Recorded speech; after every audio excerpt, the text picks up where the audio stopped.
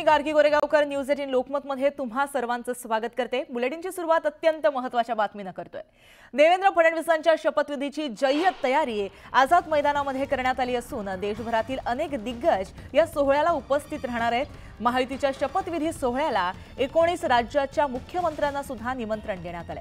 शरद पवार दिल्लीत असल्या कारणाने शपथविधी सोहळ्याला जाणार नाहीयेत, तर ठाकरे बंधू देखील शपथविधीला उपस्थित राहणार नाहीयेत। शरद पवारांना देवेंद्र फडणवीसांनी निमंत्रण देण्यासाठी फोन देखील केल्याची माहिती हाती आली आहे। मात्र शरद पवार शपथविधीला जाणार नाहीयेत, तर राज ठाकरे देखील वैयक्तिक कारणांमुळे जाणार नसल्याची माहिती हाती आली आहे। तर याबाबत आपण अपडेट जाणून घेतोय आमचे प्रतिनिधी प्रशांत लीला रामदास यांच्याकडून। प्रशांत, अत्यंत महत्त्वाचा आजचा हा राजकीय दिवस आहे। आज महाशपथविधी पार पडणार आहे। कोणाकोणाला निमंत्रण आहे आणि कोण निमंत्रण देऊनही त्यांना उपस्थित राहता येणार नाहीये? आज महाशपथविधी आझाद मैदानावरती होत आहे।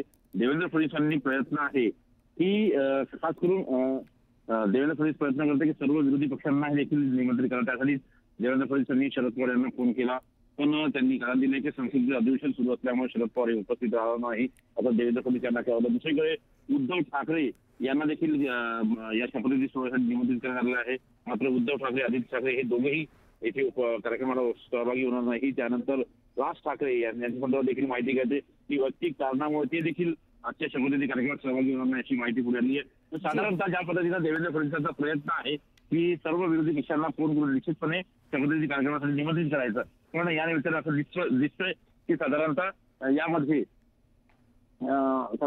दिसतंय की हे बहुतांश जे नेते आहेत ज्यांना निमंत्रित केलं आहे त्यापैकी बहुतांश लोकांनी आपले कारण देऊन याच्यात सहभागी होणार नाही, अशा शपथविधी कार्यक्रमात सहभागी होणार नाही अशी माहिती मिळालेली आहे। नक्कीच या शपथविधीकडे आपलं लक्ष असेल। अपडेट घेत राहू। धन्यवाद तुम्ही दिलेल्या माहितीसाठी।